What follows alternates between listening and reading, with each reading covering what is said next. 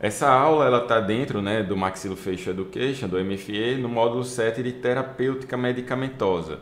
E esse conteúdo aqui que a gente vai falar, não precisa novamente aqui me apresentar, esse conteúdo de interações medicamentosas, ele é extremamente importante para o nosso dia a dia.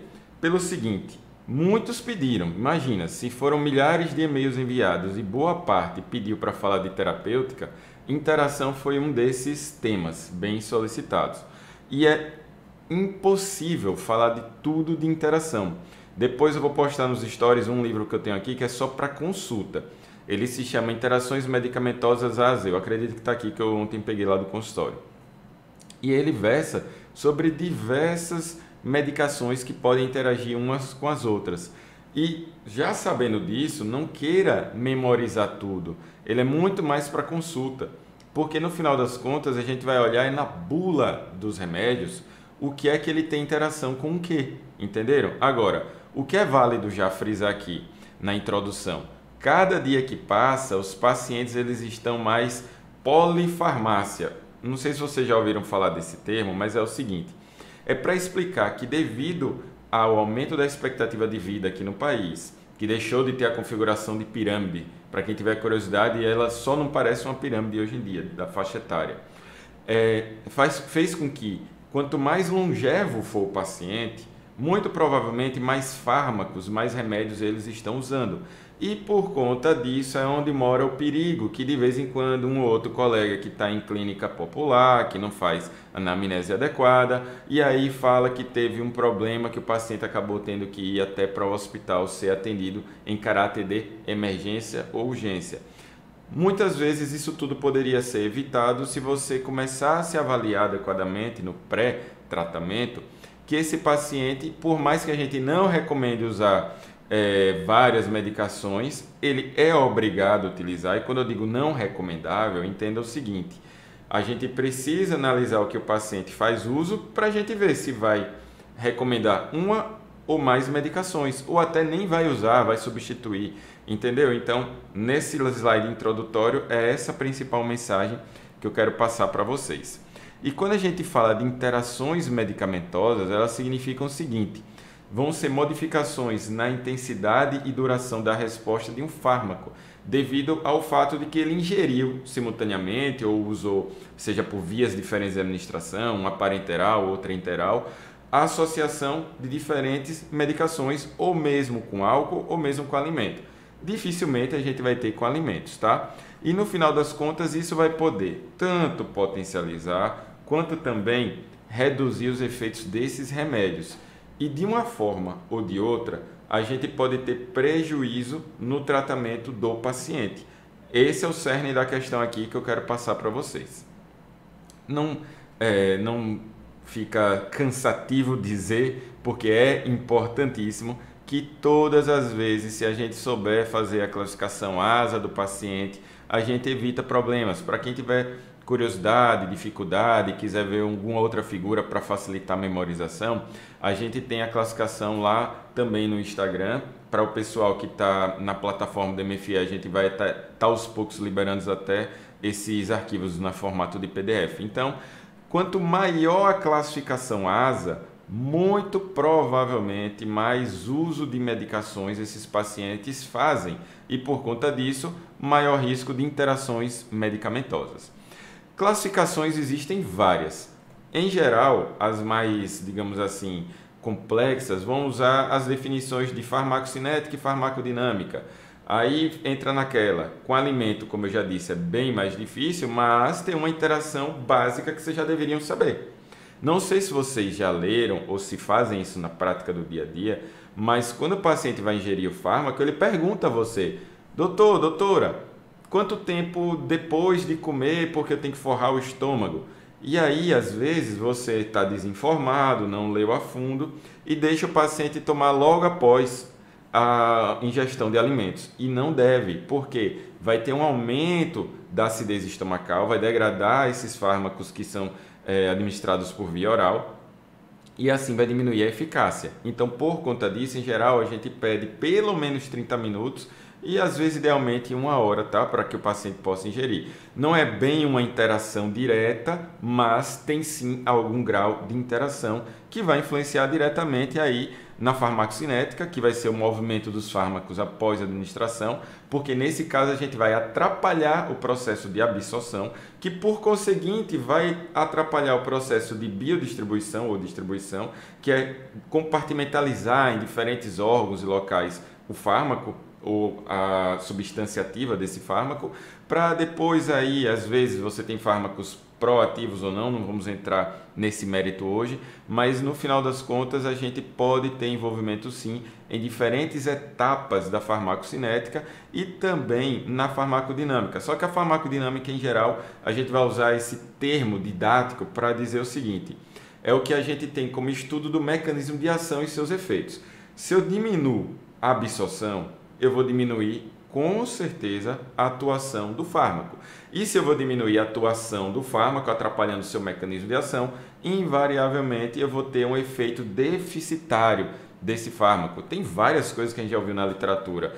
Uso de antibiótico com medicações anticoagulantes, com medicações que evitam, ou melhor, contraceptivos orais, medicações com diferentes medicações, na verdade, com o álcool etílico, com a ingestão de álcool. Então tudo isso vai envolver diretamente também graus de interações medicamentosas. Agora tem outra classificação que é mais científica, digamos assim, para especificidade. Antagonismo é toda vez que você usa um fármaco que pode diminuir a resposta do outro. Às vezes você vai ter o oposto, que é a potencialização. Às vezes você vai ter ação somada delas. Agora, isso é só quando eles têm atividade em comum. Potencialização pode até ser o anestésico local, o sal, com um vasoconstrictor. De alguma forma você potencializa a anestesia local, certo? E sinergismo também está tudo envolvido com potencialização e somação, mas é quando tem uma resposta exagerada. No final das contas, o que eu quero é o que está de vermelho aqui hoje. São respostas, às vezes, que vocês vão pensar que é inesperada, mas como elas já estão dispostas na literatura, então já dá para pensar, já dá para saber que elas podem acontecer, entendeu? Então é isso que a gente precisa estudar para não incorrer em dissabores, em erros, achando que nesse caso aqui é porque eu não sabia. Esse não sabia, muitas vezes já está bem disposto na literatura, ok? E as interações farmacológicas, muitas vezes a gente acaba dizendo que elas são indesejáveis, mas há algumas controvérsias em relação a isso.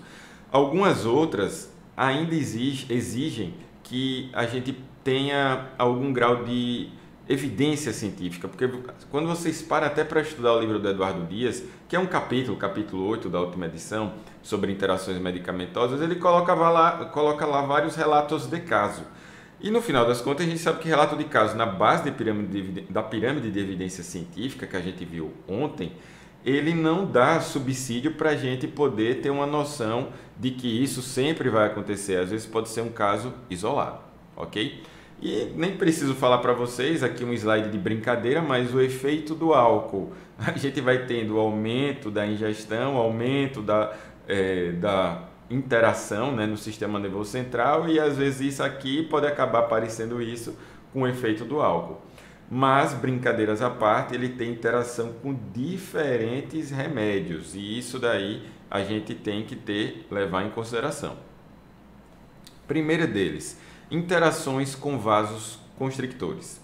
Na interação com vasoconstrictor, o que é que a gente vai ter? Uma reação que pode ser primeiramente sobredosagem. E quando eu digo sobredosagem, é para a gente ter o seguinte aqui desse paciente. Na sobredosagem, seja do anestésico local, seja do vasoconstrictor, eu posso ter aí, nesses casos, um efeito que não vai ser bem de interação, mas vai facilitar, potencializar a ação de outros fármacos que o paciente faz uso. Vamos dar exemplos. Se você tem paciente que ele já faz uso de beta-bloqueadores, de antidepressivos, anfetaminas, cocaínas, vejam que aqui a gente também vai citar algumas drogas ilícitas ou fenotiazínicos, a gente vai ter potencialização de todos eles pelo anestésico local, principalmente, no caso aqui, pelo vasoconstrictor. Aliado a isso, se você não fizer uma injeção segura, você não realizar a aspiração, você pode ter injeção dentro do sistema cardiovascular, fazendo com que tenha um aumento abrupto da quantidade de moléculas de vasoconstrictor, piorando mais ainda essas condições desses pacientes. Aí fica aquela pergunta, professor, mas esses pacientes que fazem uso desses fármacos, em geral, eles estão fazendo para ficarem controlados, compensados, correto? Beleza, o pensamento está adequado. Mas, quando a gente faz a interação, a gente pode acabar diminuindo a eficácia desses fármacos e, com isso, minimizando o controle que o paciente tem da sua doença. Vamos ver especificamente algumas no decorrer dessa 1 hora de aula. Mas, como eu disse, algumas interações elas são desejáveis. Tem uma que é bem comum, que talvez vocês já façam no dia a dia e nem percebam mais, que é o uso do anestésico local contendo vasoconstrictor. O vasoconstrictor vai retardar a absorção devido à vasoconstricção lá na área. Com isso, vai diminuir a toxicidade porque menos moléculas do sal vão cair rápido na corrente sanguínea e, por conseguinte, vai aumentar a duração da anestesia. Então, no final das contas, a gente usa ele para ter, então, um efeito desejável. E quando a gente não faz uso desse vasoconstrictor, por N motivos, a gente acaba não tendo um aumento da duração da anestesia. Em geral, ela vai durar menos, especialmente se a molécula da solução anestésica ela for mais vasodilatadora. Primeira dessas interações com vasoconstrictores, a gente vai ter aí com os beta-bloqueadores. E quando eu falo com os beta-bloqueadores, são medicações variadas que, em geral, vão todas compor um conjunto com o objetivo de diminuir a hipertensão arterial, evitar ou minimizar ao máximo a arritmia cardíaca e também minimizar ou evitar ao máximo a angina do peito. Além disso, elas também são usadas, não fiquem pensando que são usadas apenas para alterações sistêmicas, alterações cardíacas. Alterações sistêmicas eu quis dizer um aumento da pressão. Elas também podem ser utilizadas em pacientes que possuem enxaqueca, pacientes que têm tremores involuntários. Então, são medicações versáteis, que não têm apenas uma indicação. E quando eu digo que ela pode ter interação com os vasos constrictores, vale aqui citar a adrenalina. A gente vai ter o seguinte, como ela atua em receptores alfa e beta, quando eu digo alfa, principalmente alfa 1, para fazer vasoconstricção nos vasos periféricos e, no caso, beta 2 nesses vasos, e também no coração. Lá no coração, elas vão levar, então, aumento da frequência cardíaca, do fluxo sanguíneo, da pressão arterial e causar também essa vasoconstricção periférica. Por conta disso tudo, as medicações que eu falei no slide anterior fazem o oposto. E quando a gente administra soluções em demasia, em quantidade aumentada, não no habitual. No habitual, se você mantiver o rigor do controle da dose máxima recomendada, dificilmente você vai ter problema, excetuando-se quando for um paciente que tem uma classificação ASA como ASA 3, ASA 4. Aí, nesses casos, vocês vão limitar a quantidade de tubetes. Por isso que, nesses casos, vale ressaltar o que está aqui nesse slide, em que a gente vai ter o seguinte, pacientes que fazem uso daqueles fármacos que vão levar a uma melhora da qualidade aí da sua pressão arterial, se a gente fizer uso indiscriminado de hormônios, no caso de vasoconstrictores, principalmente os neuroadrenérgicos, em especial, mais do que a adrenalina, é a noradrenalina que a gente vai ver aqui no decorrer dessa breve aula. Porque, no final das contas, quando atuam nesses receptores, esqueça nesse momento aqui a broncodilatação, vamos pensar mais nos receptores beta cardíacos e alfa dos músculos lisos dos vasos sanguíneos. Nesses casos, a gente vai ter uma força de contração no coração aumentada, também na vasculatura periférica, e tudo isso vai elevar a pressão arterial, fazendo então o oposto daqueles fármacos.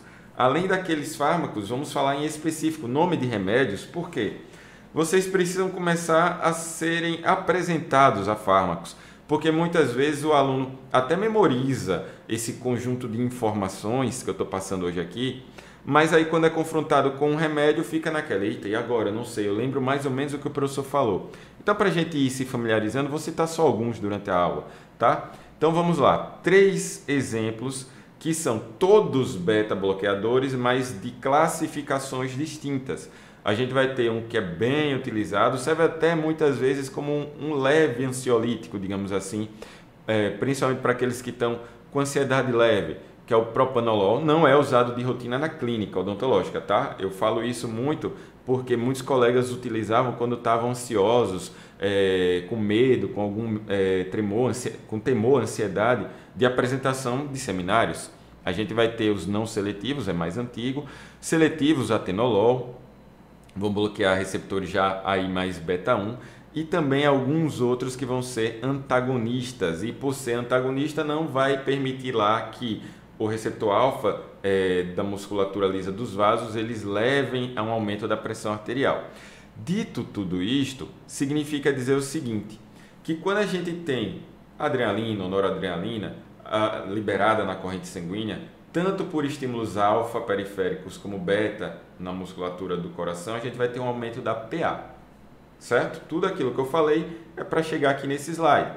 E aí entender o seguinte, se eu uso um beta-bloqueador, eu vou baixar a PA, agora desde que eu não tenha uma quantidade exagerada na minha corrente sanguínea da adrenalina. E daí, se eu tenho uso em demasia, eu fiz injeção intravascular, usei em quantidade, não respeitei dose máxima recomendada, paciente ainda é uma classificação ASA 3, 4, aí mora o perigo, porque você vai fazer uma interação antagonizando, você vai elevar a pressão arterial, porque o beta-bloqueador ele não vai ser mais tão eficaz para tratar a doença daquele paciente. E tudo isso numa sessão em consultório odontológico, numa cirurgia mais invasiva. Então, é uma das primeiras interações que vocês precisam levar em conta. Professor, então o que é que eu faço? Respeita esse paciente em relação ao que você pode administrar. Caso ele esteja muito descompensado e seja um tratamento de urgência, você vai substituir, por exemplo, a adrenalina. Noradrenalina nem se fala, que hoje já está em desuso. Para quem já me viu aí em outros vídeos, para quem já é meu aluno, ou quem foi meu aluno em graduação e pós-graduação, sabe que eu sempre cito em aula que noradrenalina, desde o final dos anos 80, 1989, foi removida do mercado norte-americano. Infelizmente, no Brasil ela continua porque é barato produzi-la. E por ser barato, acaba que em mercados de terceiro mundo, né, em desenvolvimento, como queiram chamar, ela acaba ainda tendo um mercado promissor que facilita a sua distribuição, ok? Continuando aqui, além disso, a gente tem também interação com antidepressivos. Por quê? Antidepressivos não são só utilizados para depressão, é só uma das alterações sistêmicas que ele tem como uso. A gente tem também no uso para transtorno bipolar, anorexia, ansiedade, querendo ou não, pode ser utilizado, síndromes de pânico, pacientes que têm algum grau de estresse pós-traumático, pacientes que têm enxaqueca, como eu já falei hoje, pacientes com dor orofacial, são várias as situações de problemas, de doenças que a gente pode fazer uso desses fármacos. Agora, a depender de qual é o fármaco, a gente vai ter uma interação diferindo da outra, ok? Vamos falar só de algumas. A maior parte dessas que eu estou citando aqui na aula estão lá no livro do Eduardo Dias. Ao final da aula eu vou passar uma atividade para vocês em relação a essas semanas que a gente vai ter das lives. A de hoje vai ser bem interessante, beleza? Então, continuando. A gente vai ter a interação com amitriptilina, imipramina, que são medicações de ação central, que vão aqui, acabou que a figurinha não está tão grande, mas aqui é só para ilustrar para vocês, aqui numa junção pré e pós-sináptica, que ela vai impedir a recaptação da noradrenalina. Noradrenalina não é só o vasoconstrictor, ele é um neurotransmissor em várias terminações nervosas. E por conta disso, se esses remédios impedem a recaptação e com isso dão uma condição melhor, tanto relacionado à dor quanto relacionado a uma depressão do sistema nervoso central, vai levar a um estado melhor para esses pacientes. Se acontece esse tipo de situação, vai ter mais noradrenalina na corrente sanguínea, porque ela não está sendo recaptada. E aí você usa noradrenalina, então vasoconstrictores, especialmente noradrenalina, potencializam o efeito desses fármacos, certo? Então aí está uma das primeiras interações que a gente tem relação. Continuando aqui, a gente ainda vai ter o seguinte: fármacos ou soluções anestésicas muito baratas, como o Lidostezin, tomem cuidado, então, para pacientes que usam esses remédios ou alguns outros que tenham o mesmo mecanismo de ação. Professor, mas aí, como é que eu vou saber? Lendo a bula, certo? Então, no final das contas, tomar cuidado, porque para quem está em clínica popular, vocês às vezes têm um paciente que vai se queixar, que está sentindo uma dificuldade maior do controle do seu problema, e aí pode ter sido uma interação momentânea com o que você fez uso. Em geral, não vai trazer grandes problemas, tá? Eu vou aqui pontuar quando é que a gente tem riscos maiores e riscos menores, ok? Além disso, a gente vai ter também a fluoxetina. Essa não tem interação com noradrenalina, mas vale vocês anotarem, porque até em prova de concurso eu já vi, ela faz interação com a lidocaína, porque ela acaba interferindo nas enzimas que degradam a lidocaína. Então, se você usa nosso anestésico local padrão ouro, que é a lidocaína, no seu dia a dia, e não tem nada de errado nisso, se o paciente na anamnese falar que usa fluoxetina, e é bem comum usar fluoxetina em vários desses problemas, você vai então evitar usar a lidocaína. Substitua por uma mepivacaína, por exemplo, desde que não haja alguma outra contraindicação. Beleza? Agora vem uma outra classe de remédios que fazem interação com vasoconstrictores, que são as anfetaminas. Sabe aqueles remédios que são para que o paciente seja tratado para uma diminuição de apetite, um controle melhor do seu peso corporal? Pronto, são as anfetaminas. Qual o problema? Elas liberam mais catecolaminas, adrenalina e noradrenalina, nas terminações nervosas. É um efeito até similar nas primeiras 24 horas com a cocaína, para vocês terem uma ideia. E isso faz com que esses pacientes, a depender da dose, são medicações que já foram proibidas pelo Conselho Federal de Medicina via Anvisa, por uma RDC, uma norma regulamentadora em 2011, mas por umas confusões aí de políticos da época que estavam no poder em 2017, elas voltaram através de um projeto de lei e foram desde então liberadas. E ainda existem alguns médicos que são totalmente contrários a elas. O grande problema que a gente tem é o seguinte: ela ficou durante um tempo sendo usada de forma ilegal, hoje está legalizada, mas ainda, a despeito de precisar de prescrições específicas, já que são tarja preta, em receituários específicos, você vai ter o seguinte: pacientes comprando no mercado negro, e não vai te dizer que faz uso. Por quê? Porque tem receio de você denunciar ou de medo. Por isso a importância de ter uma boa relação com o nosso paciente, para que ele diga, inclusive, se está usando drogas ilícitas. Hoje vai ser menos problemático esse tipo de situação, exceto quem não faz uso, que esteja acompanhado por um médico, tá? O maior risco que a gente tem é um aumento abrupto aí da pressão arterial, e esse aumento é similar ao da cocaína, do crack, que é uma droga ilícita simpático-mimética. Aqui, claro, não é um crack, é só para ilustrar para vocês. E no final das contas, ele também vai impedir a recaptação da noradrenalina, só que muito mais ampliada. Só para vocês terem uma ideia, para vocês que trabalham com pessoas que fazem uso de drogas, em maior frequência que eu diga esse tipo de paciente, a depender do local que você está atendendo, eu já trabalhei na unidade básica de saúde que era do lado, conjugada com um CAPS, um Centro de Atendimento Psicossocial do Usuário de Drogas e Álcool. E eu era recém-formado, passei nesse concurso. Então a quantidade de pessoas que eu atendi, que de vez em quando tinham recaída, não era pequena não. E foi dali lá atrás que eu fui até procurar estudar isso. Depois eu converti em aula, quase uma década depois.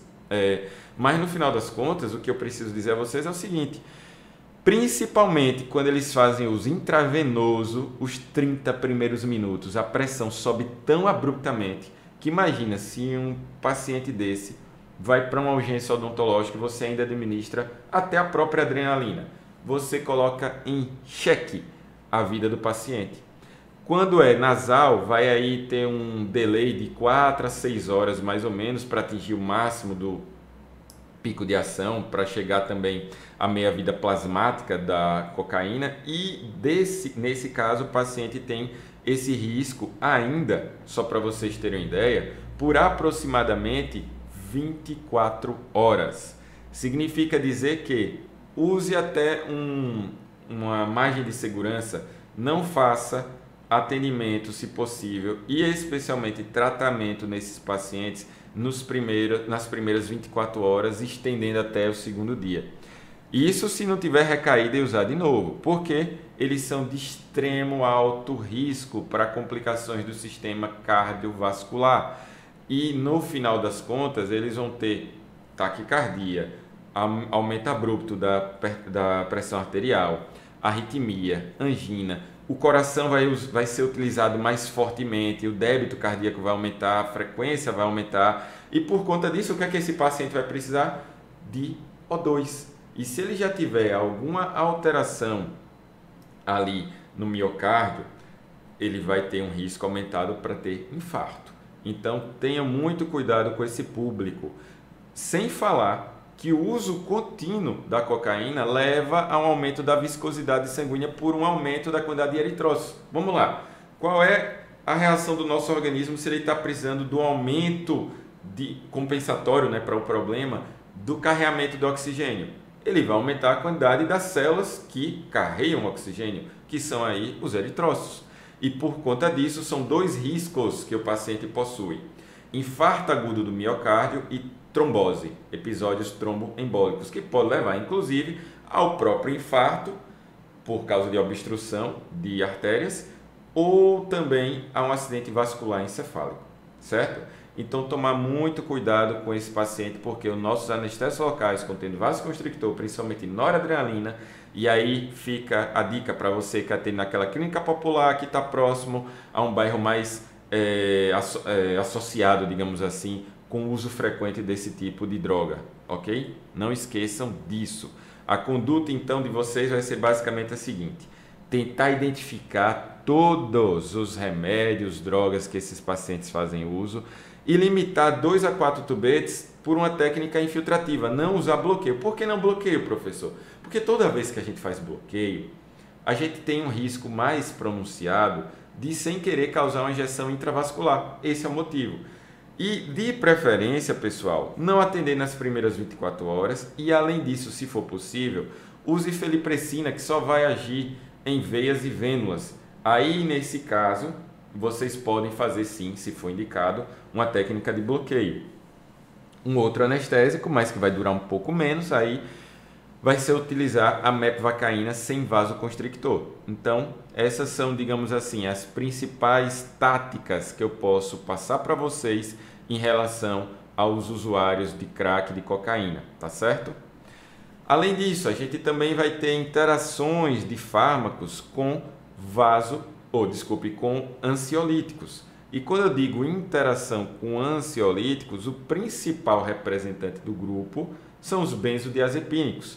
Aliás, continuando aqui, só abrindo um parênteses, tiveram vários que pediram para ser dado uma aula de sedação. Vamos ver se essa aula de sedação ela ganha em relação a outras para a gente fazer na semana que vem. Continuando, depressores do sistema nervoso central muitas vezes vão ser fármacos que o paciente vai fazer uso contínuo. E por conta disso tem vários tipos de narcóticos, quando eu digo narcóticos, medicações desde que liberadas, hipnóticos, analgésicos de ação central, anticonvulsivantes. A função de todos os remédios, nesses casos de ansiolíticos, é o seguinte: causar uma diminuição da excitação do sistema nervoso central. Em outras palavras, algum grau de depressão do sistema nervoso central esses pacientes vão ter. E por conta disso, a gente já tem aí a principal droga que interage com esses pacientes: álcool. Você vai fazer sedação num paciente que você vai operar amanhã. Aí ele é muito ansioso, ansiosa, vai usar na véspera e vai usar 1 hora antes, meia hora, 2 horas, depende de qual vai ser o fármaco. Saiba que muitas vezes tem paciente que quer ingerir álcool, está nervoso no dia anterior ou mesmo no dia da cirurgia, Existem N motivações que fazem cada pessoa querer fazer a ingestão de álcool etílico fora, digamos assim, do momento que a gente acredita socialmente que seria o habitual. E isso faz com que eles tenham uma potencialização dos ansiolíticos, vai causar uma depressão maior. E se ainda tiver ansiolítico, álcool e anestésico local, sal anestésico, e principalmente injeção intravascular, sobredosagem principalmente, você vai poder ampliar mais ainda a ocorrência de uma depressão do sistema nervoso central.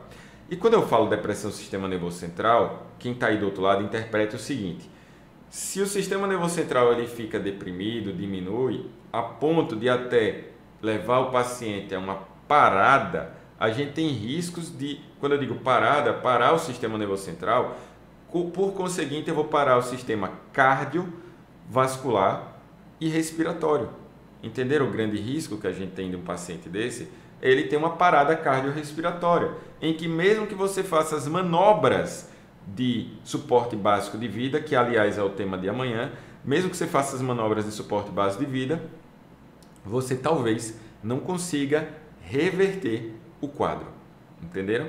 Então, tomar muito cuidado com isso, com o uso indiscriminado, pacientes que são alcoólatras, pacientes que fazem uso todo dia, não fiquem pensando que é raro, vez ou outra, não tanto no consultório, mas principalmente nos cursos que eu ministro tendo atendimento a paciente, eu tenho pacientes que acabam contando pra gente que bebem todo dia. Alguns até brincam: ah, doutor, todo dia eu tomo uma purinha, acordo 5 horas da manhã, vou trabalhar e eu tenho que tomar minha purinha quando eu acordo. Então são pacientes que possivelmente têm uma facilidade de estar ingerindo álcool com mais frequência e a gente vai tomar mais cuidado com esse público. E aí vale a pena falar o seguinte, que são contraindicações do benzodiazepínico porque pode potencializar o efeito depressor do sistema nervoso central e induzir uma maior metabolização desses fármacos, causando o que eu falei no slide anterior da parada cardiorrespiratória. Então, pacientes que possuem insuficiência respiratória grave e pacientes que fazem uso de álcool com frequência, e acrescente aqui, pacientes que têm apneia do sono, todos esses são de maior risco. Também vou colocar aqui a miastenia grave, que é uma alteração que o paciente vai ter na musculatura, e quando você usa esse tipo de medicação associado, potencializado com as que já foram citadas aqui no slide anterior, você pode também ter uma dificuldade respiratória nesse paciente porque ele não consegue adequadamente comprimir o diafragma. Então, em outras palavras, temos várias situações que na anamnese você consegue saber para não colocar o seu paciente em risco. Então, aquilo que eu coloquei lá no slidezinho inicial da aula, de que várias interações são indesejáveis, vocês deviam colocar um parêntese. São indesejáveis, beleza, mas não são tão inesperadas. Por que não são tão inesperadas? Porque muitas vezes você consegue ter uma noção de que isso pode acontecer com o seu paciente, sim. Beleza? Continuando ainda com as interações, agora interações com analgésicos. O que é que a gente tem? Isso é bem descrito, tá, gente, na literatura. Você vai ter em várias passagens do Eduardo Dias e de outros livros, em que a hepatotoxicidade pode se dar pelo uso associado e contínuo de paracetamol com álcool etílico.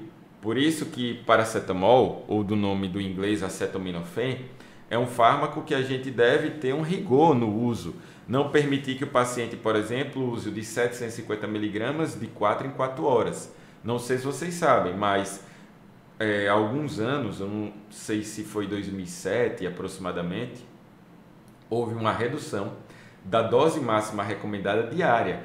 Antigamente, quando eu era acadêmico, eu lembro que a gente podia prescrever de 4 em 4 horas, não chegava a ser de 4 em 4 horas, o de 750, mas dava para ampliar um pouco mais o uso. Como hoje, o máximo a ser utilizado é em torno de 3 gramas dia, significa que a gente só vai usar ele de 4 em 4 horas, o paracetamol, se for o de 500 miligramas. Ele também é potencializado, no caso sua metabolização e por conseguinte os produtos dessa metabolização, quando administrado concomitante com eritromicina e clavulanato de potássio. Fica a dica, tá, pessoal, que faz prova de concurso e residência. Isso cai com uma certa frequência, mesmo a gente não utilizando no nosso cotidiano mais a eritromicina. E há relatos recentes, pasmem, do paracetamol com a nimesulida. E veja, nimesulida é um dos anti-inflamatórios não esteroidais mais utilizados no Brasil. Só beber uma aguinha. Além disso, ele também tem interação com alguns anticoagulantes. Em geral, nesse caso, eu tanto vou ter por parte da dipirona quanto eu vou ter por parte do paracetamol. Paracetamol mais especificamente com um anticoagulante varfarina sódica e a dipirona com alguns outros. Isso não é tão explícito, tá? Por quê? No geral, eu prescrevo sim a dipirona, mesmo para pacientes que estão fazendo uso de anticoagulante. Só que veja bem, como eu atuo na área de cirurgia, e muitos dos que aqui estão acompanhando a aula almejam ingressar em cirurgia, ou são da área de cirurgia, ou fazem cirurgia mesmo sem ser o bucomaxilo propriamente dito, vocês não vão deixar de prescrever. Por quê? Porque vocês vão ter um rigor no controle da cirurgia de vocês. Vocês vão suturar. Vocês, quando necessário, vão fazer uso de algum agente pró-coagulante, seja Surgicel, Gelfoam ou aquele mais frágilzinho de todos, mais fraco, que é o Hemospon. Independente de qual é a substância a ser utilizada, vocês têm que tomar conta para que o paciente não tenha no pós-operatório o dissabor de ter um episódio hemorrágico, certo? Por causa dessas situações. E quando eu digo que o paracetamol é o grande vilão, é porque é o seguinte, ele no organismo, principalmente quando ingerido em alta quantidade, associado a esses fármacos, associado ao álcool, ele pode levar a graves lesões nos hepatócitos. Agora, com efeito cumulativo, e não é longo prazo não, tá? É relativo curto prazo. Vou dar exemplo. A gente viu na aula de controle, manejo da resposta inflamatória, que foi dada ontem, para quem está aqui acompanhando pela live, pelo desafio das lives, a gente viu que, nesse caso do paracetamol, dos fármacos, melhor dizendo, anti-inflamatórios, alguns vão ter aí um risco mais pronunciado para causar hepatotoxicidade. Eu não cheguei ainda na segunda parte da aula para falar, por exemplo, que até a nimesulida está envolvida com isso. Mas, no final das contas, o que a gente tem é que nesse órgão que é responsável por boa parte da biotransformação, se a gente usa por mais do que aqueles 3 dias que a gente aprendeu, e às vezes acontece o paciente fazer uso por 7, 10, 14 dias, não é recomendável para o paracetamol, você vai ter um efeito cumulativo de um composto que advém da sua degradação, que é chamado de NAPC. E esse NAPC, se for em pequena quantidade, o nosso órgão consegue limpar sem lesão. Se ele ficar muito pronunciado em grande quantidade, você vai ter o seguinte, o efeito de destruição progressiva dos hepatócitos, levando aí uma perda, às vezes até parcial, do órgão e diminuição da sua eficácia para ter a nossa biotransformação.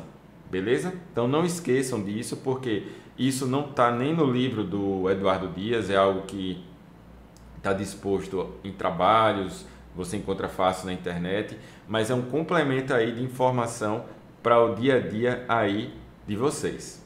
Beleza?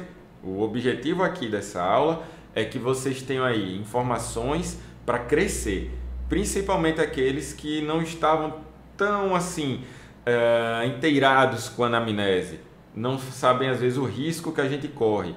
Pessoal, no nosso dia a dia, graças a Deus, Deus nos protege e protege nossos pacientes em primeiro lugar, porque a gente comete falhas sucessivas por falta de conhecimento, beleza? Interação ainda com analgésicos, a gente vai ter a dipirona interagindo com álcool, como vários fármacos que a gente já viu, com a própria ciclosporina, que é uma medicação imunossupressora utilizada em doenças autoimunes, como também transplantados, ou a corpomazina, que é um antipsicótico, que a gente vai ter também aí uma interação leve a moderada com a dipirona. Então eu estou aqui só pincelando vários fármacos que podem interagir com os que a gente habitualmente faz uso, tá? E por conta disso, a gente ainda vai ter também interação com os fármacos que foram vistos na aula de manejo de controle inflamatório, que são os famosos AINES, ou anti-inflamatórios não esteroidais. Principal aqui que eu posso citar, que a gente vê com frequência e recorrência na literatura, é a varfarina, que só um dos que existem aí na forma comercial, que é o Marevan. Elas geralmente são indicadas para profilaxia a tromboembolias, infarto de miocárdio, acidente vascular encefálico, ou mesmo distúrbio de válvulas protéticas. E o que a gente tem é o seguinte: se a gente for olhar, essa medicação ela vai agir, deixa eu passar aqui para vocês entenderem melhor no próximo slide, ela vai agir inibindo aqui que a vitamina K converta alguns fatores de coagulação que a gente vai ter para a nossa resposta adequada e formação do coágulo, ao evitar que alguns deles que estão na forma proativa no nosso fígado sejam convertidos para a forma ativa, eu vou ter aí um pronunciamento, um aumento do tempo de coagulação. Em outras palavras, eu vou ter sangramentos mais pronunciados.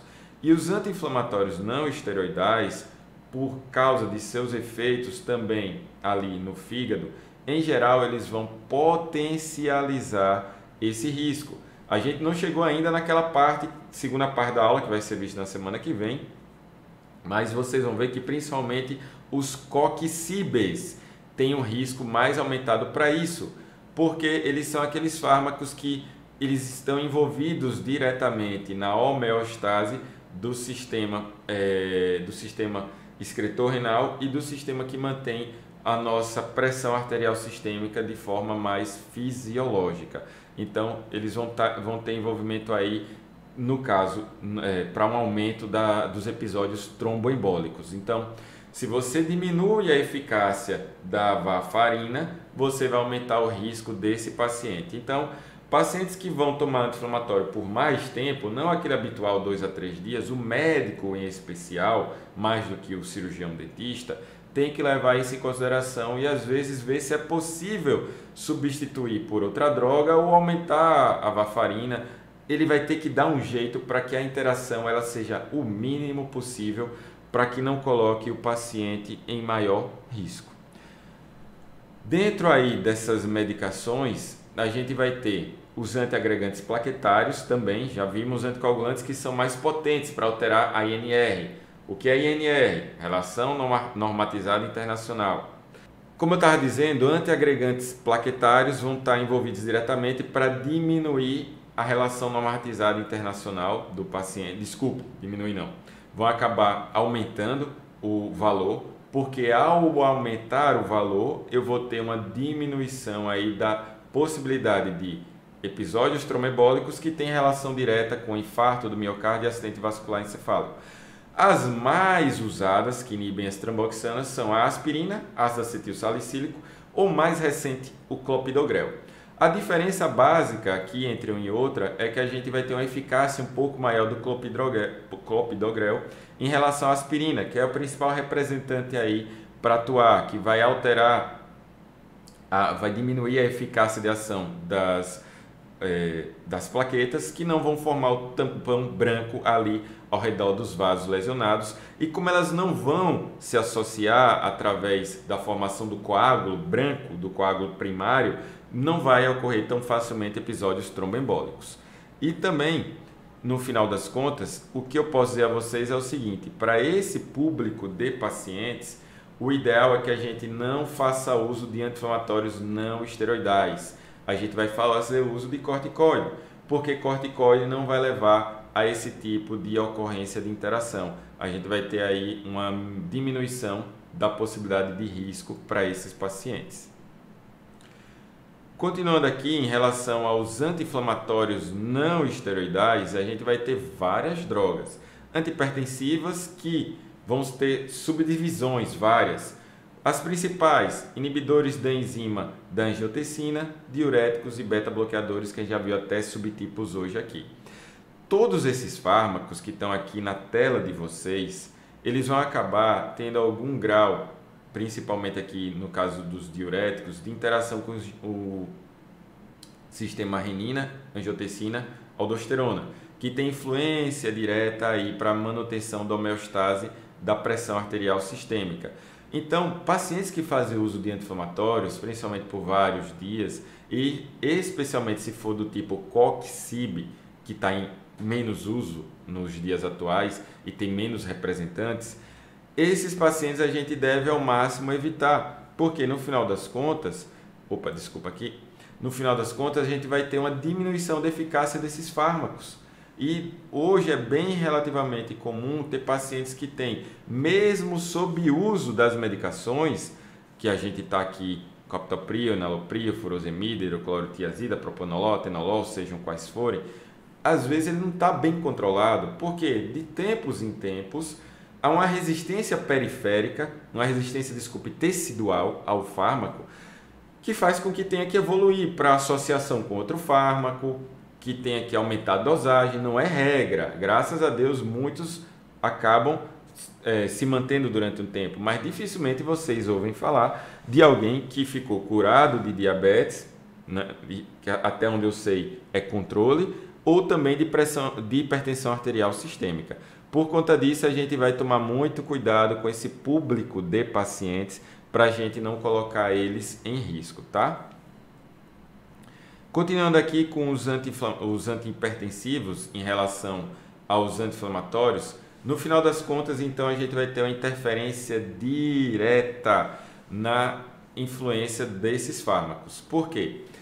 No final das contas, os AINES vão acabar atrapalhando o sistema de filtração glomerular, em uso pronunciado podem causar vasoconstricção, vai acabar alterando toda a secreção, a reabsorção e absorção de água, de eletrólitos, sódio, potássio lá nos rins.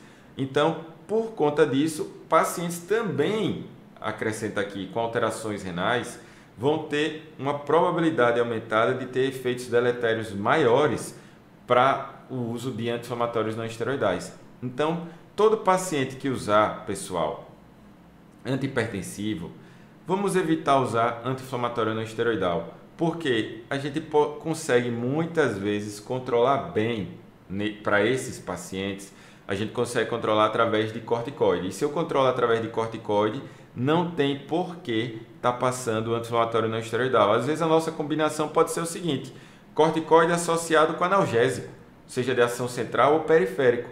E daí, esse misto de fármacos, que vai te substituir às vezes um só. Ah, professor, mas é tão mais fácil prescrever um só. Realmente é fácil, mas nem sempre é o melhor caminho, porque em geral você pode colocar esse paciente em risco, certo? Além disso, ainda mais outra interação. Vejam que são várias interações com anti-inflamatórios não esteroidais, temos várias mesmo. Temos agora com hipoglicemiantes orais, porque no final das contas os hipoglicemiantes eles vão competir com os AINES pelos mesmos sítios de ligação, e esses sítios de ligação que a gente vai ter vai acabar induzindo a uma hipoglicemia, porque no final das contas a gente vai ter uma potencialização. Nesse caso agora aqui não é antagonismo, a gente vai ter aí um efeito somatório, de somação entre eles, que a gente vai acabar, por conta disso, colocando o paciente em maior risco. Os remédios mais utilizados aqui nesse grupo são a clorpropamida e a glibenclamida. Nomes até chatinhos de pronunciar, mas é para vocês começarem, como eu disse, a terem essa experiência, esse contato. Então, esses fármacos são principalmente utilizados em pacientes diabéticos tipo 2 que estão aí compensados. São aqueles pacientes que nem sempre vai ser só o controle, o rigor da dieta, de atividades físicas. Às vezes eles vão precisar de um auxílio externo farmacológico, mas não com a insulina, ok? Em relação... e claro, para esse público, eu vou evitar AINE e vou aqui substituir por corticoides. Sempre que eu puder fazer isso, eu vou ter aí um tratamento muito mais tranquilo para esse paciente. Agradeço mais uma vez aqui a presença de vocês. Peço a vocês que marquem, printem, compartilhem no Instagram, porque é uma forma de a gente alcançar mais pessoas. Porque, por incrível que pareça, às vezes parece que a gente está alcançando muito, mas não alcança não. Como eu disse a vocês, é no máximo 10%, tá? Não, respondendo aqui ao Brans, não eleva a glicemia, eles mantêm o estado basal da glicemia, ao contrário, é muito melhor fazer corticoide do que AINE, tá? Já respondi, continuando aqui as informações.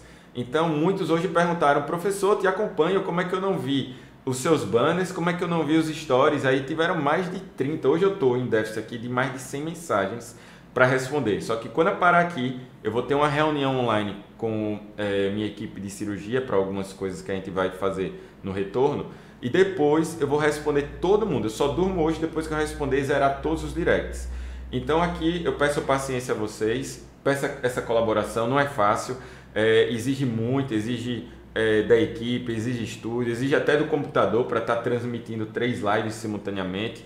4 que se amanhã eu conseguir colocar o Maxilofacial Education, a gente também vai transmitir por ele, mas eu só peço aí a compreensão, colaboração e participação de vocês todos. Muito obrigado de coração, porque a gente bateu hoje de novo mais de 150 pessoas, como a gente bateu ontem só no Instagram, depois eu vou ver os números do Facebook e YouTube eu acho que não teve, né, que acabaram me dizendo que acabou tendo esse problema.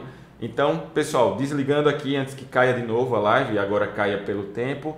E mais uma vez conto com a colaboração de vocês. Um detalhezinho. Todas as dúvidas, por favor, manda através do direct. Pode escrever no post, melhor que direct. Eu vou colocar um post já já, que é para vocês colocarem as dúvidas de ontem e as dúvidas de hoje. Pode cacetar dúvida. Porque o que é que eu vou fazer? Eu vou responder as dúvidas não escrita. Eu vou responder através de stories marcando você que me perguntou. Beleza? Então tem um trabalhinho aí pela frente para amanhã, mas vai ser muito saudável porque eu tenho certeza que eu aprendo, vocês aprendem e a gente só faz evoluir. Beleza? Então, pessoal, brigadão. Boa noite. Manda as dúvidas, tá? Vocês vão ver que as dúvidas vão ser enviadas para o banner que eu vou publicar agora. Assim que acabar aqui, eu vou colocar o banner de dúvida. Não vai ter nem 10 minutos de delay entre isso. Então, desconectando aqui. Valeu, gente. Boa noite. Brigadão.